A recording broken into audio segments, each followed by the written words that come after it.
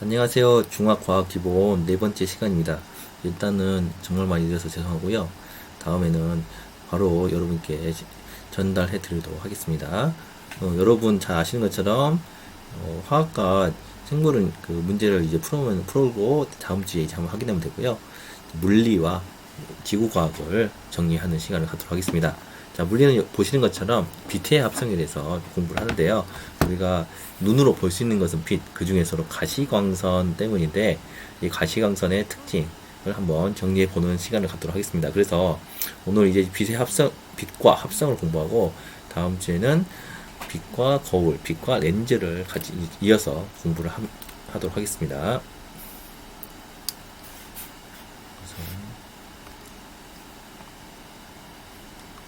자, 오늘 보시면요.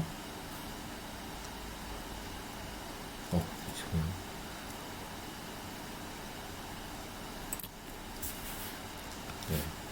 여기 보면 물체를 보는 과정이죠. 그래서 우리가 물체를 볼 수 있는 까닭은 빛이 우리 눈으로 들어오기 때문이에요. 그래서 빛이 있어야지 우리가 눈을 볼 수 있지, 빛이 전혀, 즉 100% 빛이 없는 상태에서도 우리가 눈을 볼 수 있다? 아니에요. 꼭 우리가 빛이 있어야지 우리 눈으로 볼 수 있는데요. 자, 그래서 빛엔 세 가지 직진이 있어요. 자, 오늘 공부하는 직진이 있고요. 직진, 그리고 반사, 그리고 굴자, 이렇게 세 가지를 공부하는데, 오늘 첫 번째 시간 직진에 대해서 공부합니다. 자, 빛의 직진은 광원에서 나온 빛이 물질에서 곧게 나아가는 현상을 얘기하는데요. 빛의 직진으로 나타나는 현상은 그림자, 레이저쇼, 구름 사이로 비친 햇살 등대 불빛을 들 수가 있어요. 그래서 아까 이야기한 것처럼 광원을 보는 과정, 광원은 이제 태양이나 전등같이 스스로 빛을 내는 물체예요. 그래서 모든 빛을 낸다 하면 모든 게 이제 광원이 됩니다. 그래서 이 광원을 보는 과정은 광원에서 나온 빛이 직접 눈으로 들어오게 됩니다. 그래서 빛이 없으면 절대로 우리가 볼 수 없다는 거죠. 그래서 광원이 아닌 물체를 보는 과정이에요. 즉 여기 보면요.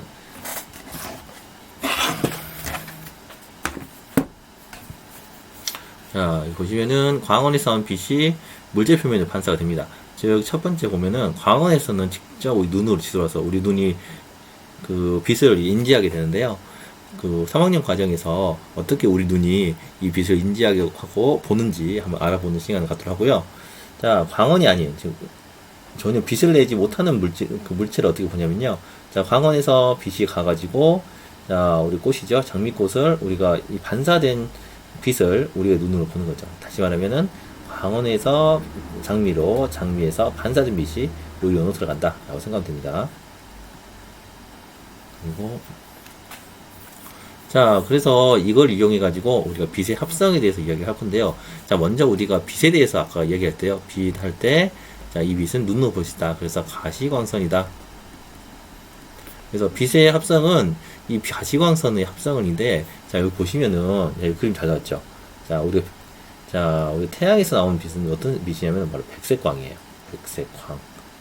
백색광이어서, 자, 여기 보면은 빨주, 노초, 파란보 이렇게 빛의 7가지, 우리가 크게는 7가지 파장이 들어있다라고 할 수 있습니다.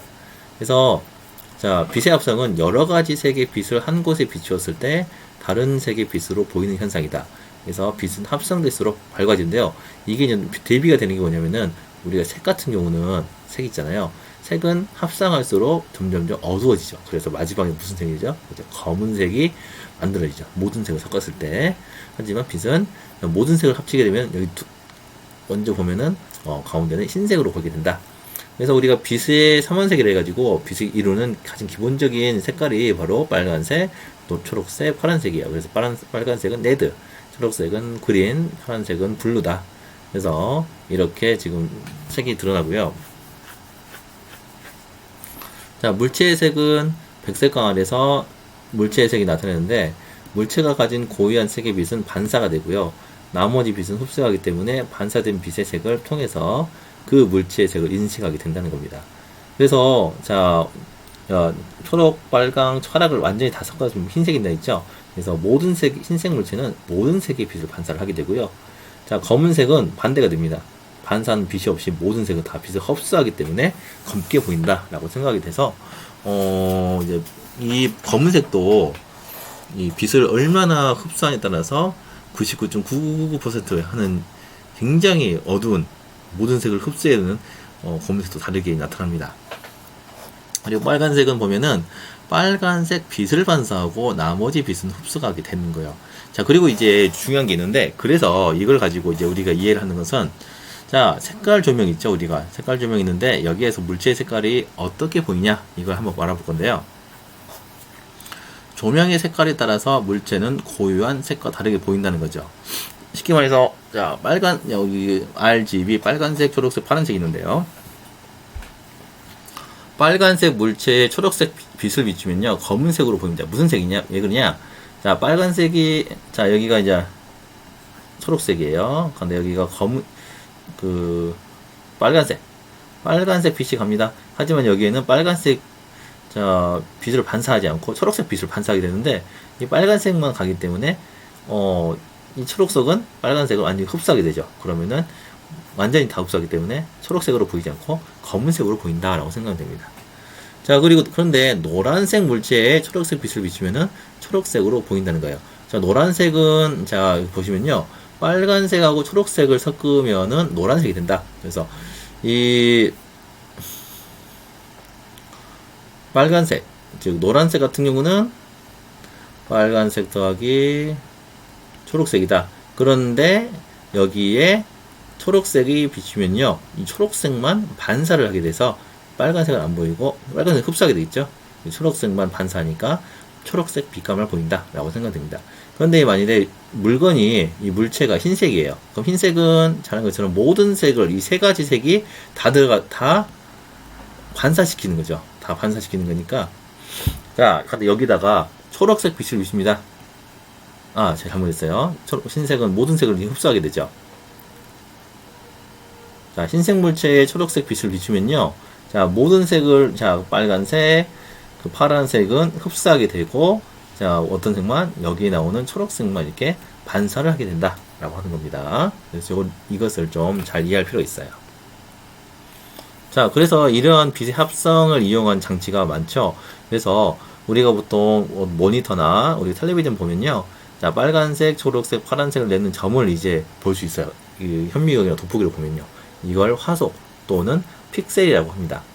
그래서 이 빨간색, 초록색, 파란색, 여기 오른쪽 본 것처럼 빨강, 파랑, 초록이 이제 그 색을 합성하고 색을 이제 비율해가지고 우리가 보는 화면을 보게 된다는 거죠.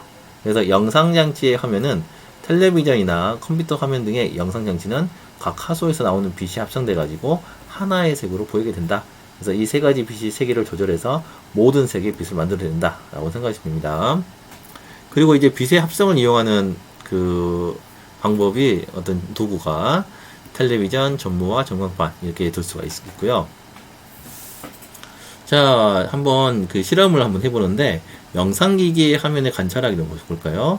스마트폰에 카메라용 그 현미경을 설치해 놓고요, 노트북 화면에 여러 가지 색을 볼 수 있는 사진을 띄웁니다. 그냥 아무거나 사진을 띄우면 돼요. 그래서 빨간색, 초록색, 파란색을 각각 스마트로 관찰하면요, 노란색, 흰색 등의 의미의 다른 색을 또 스마트로 관찰해보면 어떻게 나오냐.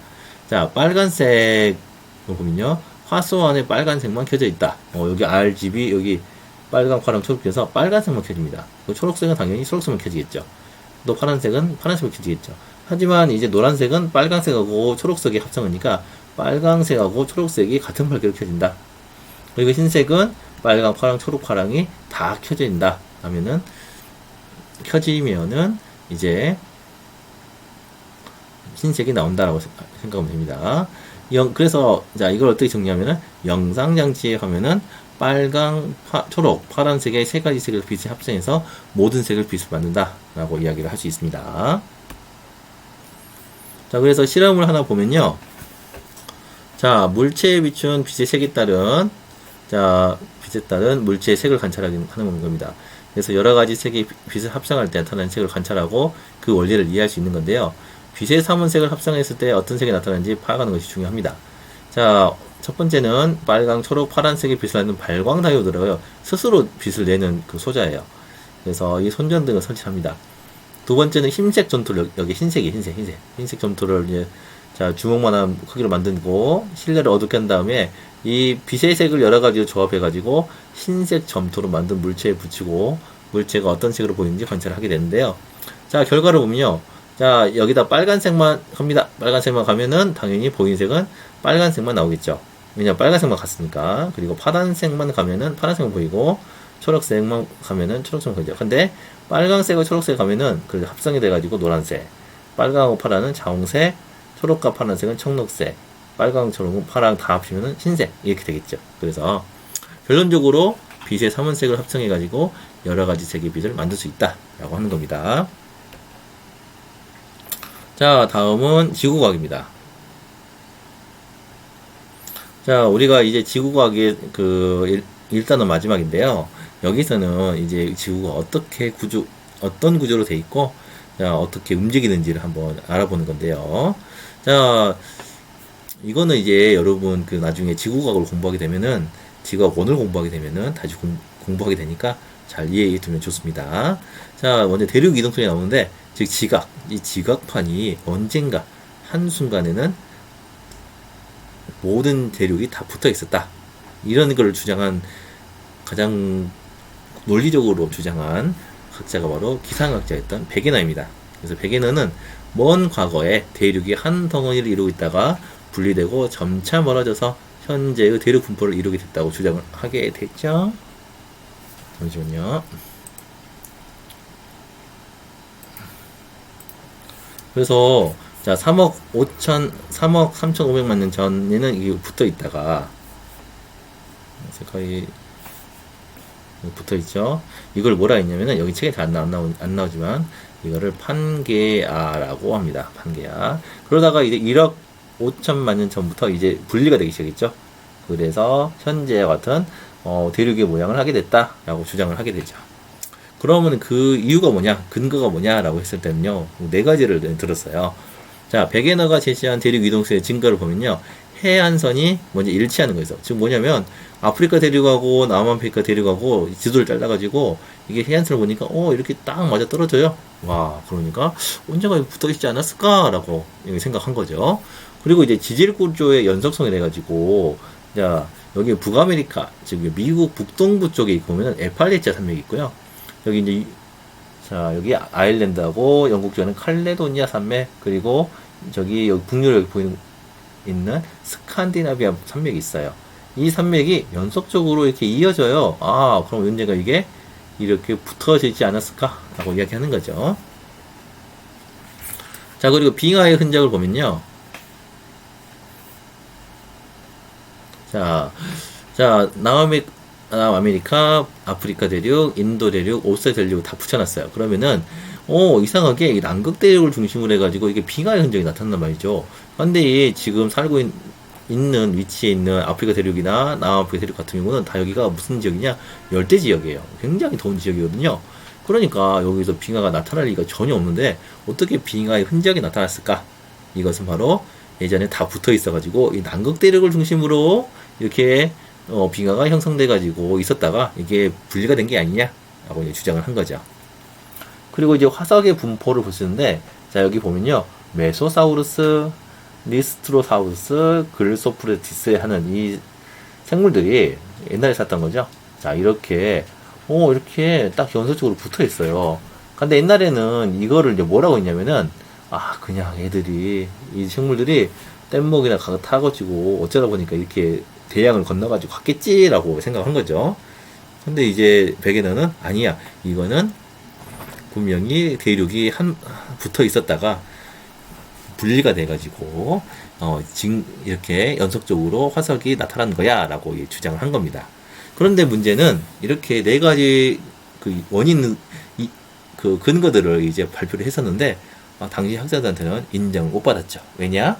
바로 그 원동력, 즉 대륙이 왜 움직였냐라는 하는 답을 하지 못했어요. 그래서 결국에는 인정을 못 받았다는 얘기입니다. 자, 그 다음에 이제 나온 이론은 뭐냐면은, 자, 대륙 이동설이 좀 맞다고 치면은, 그럼 그 근거를 한번 찾아보자. 왜 그렇게 됐을까? 그래서 나온 이론이 뭐냐? 바로 멘틀 대륙설이다. 있네요. 자, 홈스는 약간의 유동성을 갖는 멘틀이 있어요. 우리 지각 멘틀 외행 내역을 공부했죠? 지구 내부의 열이 매우 느리게 대륙에 일어나고, 이때 위에 놓인 대륙이 함께 이동한다고 주장했습니다.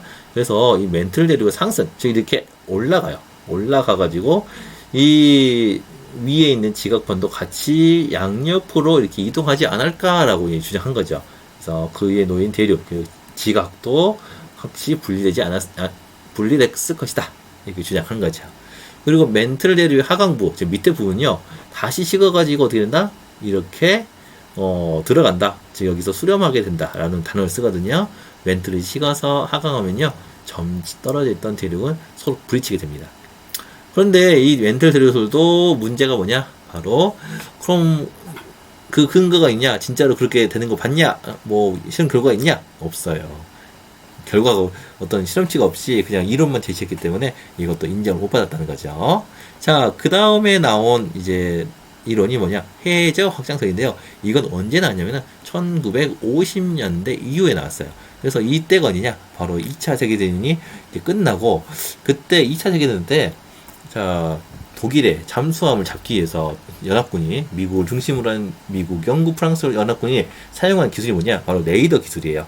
그래서 이 수중에 있는 물체를 식별하는 건데, 이 전쟁이 끝나니까 이 레이더 기술을 해저 탐사에 이용했다는 거죠. 그래서 헤스와 디츠는 해령을 중심으로 해양 지각이 확장된다. 자, 그럼 그 주장에 대한 근거가 있냐라고 이제 물어본 거죠. 자, 이 헤스와 디츠가 해양 지각의 나이하고 퇴적물의 두께, 지금 쌓인 두께를 조사했더니, 자, 해령이라고 나오죠. 해령, 이따가 지도가 나오는데, 해령은 바다의 산맥이라 하는데, 이 해령에서부터 아까 제가 얘기한 상승해가지고 양옆으로 이렇게 그 발산이, 즉 확장이 된다고 이렇게 생각하면 됩니다. 그래서 해령에서 분출한 고온의 멘틀 물질이 해양 지각을 만들고요. 해령을 기준으로 해가지고 해양 지각이 멘틀의 대류를 따라서 서로 멀어진다라는 것을 확인했다는 겁니다. 이건 실제적으로 데이터가 있다. 그래서 지금까지 대륙 이동설 그리고 멘틀 대류설, 이것은 그럴듯해, 이거 정말 그럴만한데 라고 했지만은 어떤 근거를 제시 못했잖아요. 하지만 해저 확장선은 데이터가, 실험 데이터를 제시하고 이렇게 된다는 것을, 즉 해저가 멘틀로부터 상승해가지고 양옆으로 확장되는 것, 그리고 한쪽에서는 하강해가지고 다시 땅이 멘틀 속으로 들어간다는 것을 증명을 했기 때문에 이제 이 해저 확장선을 통해서 대륙 이동선과 멘틀 대류설을 이제 이해할 수 있었죠. 그래서 해양 지각의 연령은 해령을 기준으로 멀어질수록 연령이 높아진다는 것을 확인했고요. 해저 퇴적물의 두께는 해령을 기준으로 멀어질수록 두께가 두꺼워진다, 이것을 확인했습니다. 자, 그래서 자, 이거에 대한 한번 그림을 다 좀 보면요. 자, 여기가 해령이에요. 여기 마그마가 올라와가지고 이렇게 확장이 됩니다.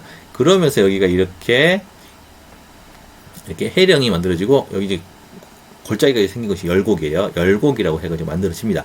그러면은 점차적으로 양옆으로 확장이 되니까, 자, 원래는 처음 A가 있었겠죠. A가 여기 양쪽에 있었다가, 그 다음에 B가 만들어지고, 그 다음에 C가 만들어지고, 즉 A, B, C 순으로 5대 됐다라고 이야기하시는데요. 그래서 이걸 가지고 해양 지각의 연령과 두께를 이제 구할 수 있다는 거죠. 그래서 두께도, 자, 여기 원점에서부터는 0인데 100m, 200m, 300m, 400m, 500m 계속적으로 두꺼워지고, 연령도 자 점차적으로 멀어져 가지고 여기는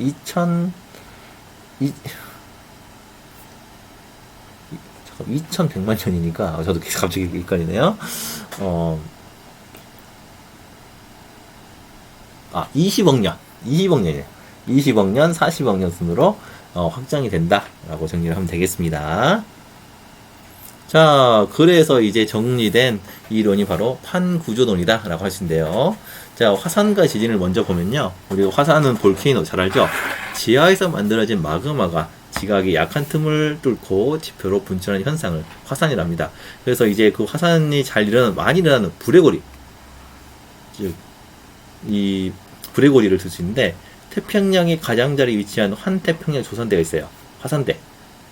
그래서 환태평양이 왜 이 환태평양이냐? 둥글 환자예요. 태평양을 중심으로 해가지고 둥글게 이렇게 띠를 이루면서 화산이 굉장히 많이 일어나다 하는 것을 이제 발견한 거죠. 그래서 지구 전체의 화산 활동의 70% 이상이 일어나고 있어가지고 블랙홀이라고 이름을 부릅니다. 그리고 이제 이 화산이 많이 일어나는 것은 지진도 많이 일어난다. 지구 내부의 변동으로 해서 땅이 흔들리거나 갈라지는 현상을 말하는 거죠. 그래서 우리가 지진을 얘기할 때 두 가지 단위를 써요. 자, 먼저 규모라는 단위는 뭐냐? 지진이 발생한 지점에서 방출된 에너지가 있기 때문에 절대적인 값을 가지고 있습니다. 당연히 숫자가 클수록 지진의 세계가 강해지고 규모 1당, 규모 1, 규모 2 하잖아요. 규모 1당 에너지가 30배 정도 차이가 난다 라고 생각하시면 됩니다. 진도는 이게 뭐냐면 피해의 크기예요. 그래서 규모가 커도 진도가 작을 수 있고 규모가 작아도 피해가 클 수가 있어요. 그래서 피해의 정도를 나타내는 숫자인데 지진이 일어난 지점에서 멀리 떨어질수록 대체로 숫자가 작아지긴 하죠. 그리고 같은 규모에서 지진이 나도 지진이 발생한 지점으로의 거리, 땅의 잔단한 정도에 따라서 진도는 달라질 수 있어가지고 이건 상대적인 값으로 이야기를 합니다. 자, 그래서 자 우리가 대륙 이동설, 멘틀 대류설, 그리고 해저 확장설까지 왔죠. 그래서 마지막으로 정립한 이론이 뭐냐? 바로 판구조론이다. 자, 지구 표면에 여러 판으로 나누어져 있어요. 그래서 멘틀 대류로 인해 가지고 여러 방향으로 이동하면서 판들이 서로 갈라져서 멀어지거나 부딪히고 어긋나면서 지진과 활동이 자주 일어난다. 근데 이제 판에 대해서 간단하게 이야기를 할 건데요. 자, 오른쪽 그림을 보시면 자, 우리가 지각하고, 야, 여기가 지각이에요. 그리고 밑에는 멘틀이겠죠? 그런데 이 판 같은 경우는, 이 지각하고 멘틀을 절반 정도 나눠요.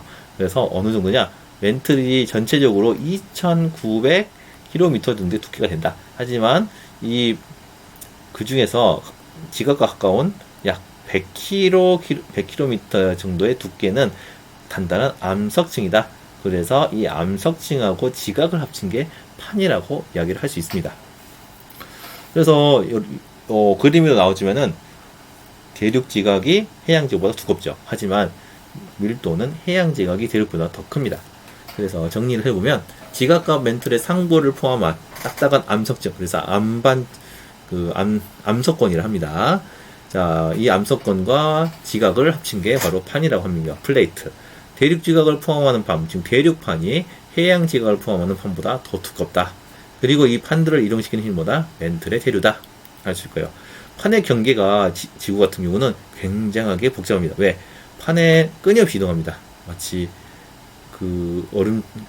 호수에 얼음이 깨져가지고 얼음이 움직이는 것처럼, 얼음판이 움직이는 것처럼 각 판이 움직이는 방향과 속력이 모두 달라요.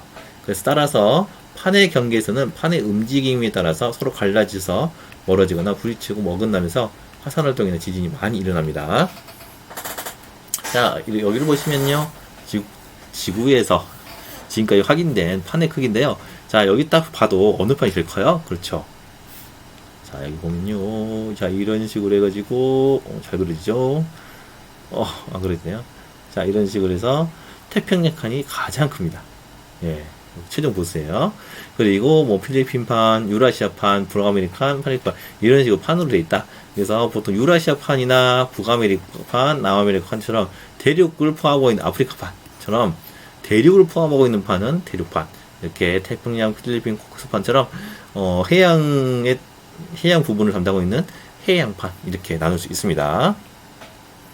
자, 우리 한국은 즉 한반도는 어떤 모양일까요? 자, 우리는 지진이 그렇게 많이 나지 않죠. 대신에 일본이 지진이 많이 나는데 그 이유는 뭐냐? 자, 일본이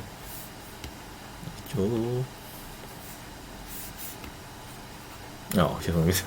자, 그래서 우리 한국은요 이렇게 유라시아판에 살짝 안쪽으로 들어가 있다. 그래서 지진이 그렇게 상대적으로 많지는 않습니다. 하지만 일본 같은 경우는요, 참 안타까워요.